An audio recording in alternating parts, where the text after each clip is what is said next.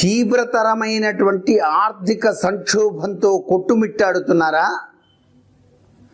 ఏం చేయాలి పాలుపోక, ఇంతే నా జీవితం అని చెప్పేసి పాటలు పాడుకుంటున్నారా? మీరు చింతించాల్సిన పని లేదు. నేను చెప్పేటువంటి ఈ సూత్ర ప్రాతిపదిక ఆచరించి చూడండి, తప్పనిసరిగా ఆర్థిక సంక్షోభం నుంచి బయటపడి తీరుతారు సుమా. మీరు చేయవలసిందల్లా ఒక వెండి గోలి చిన్నది మీరు మెడలో హారంగా ధరించండి.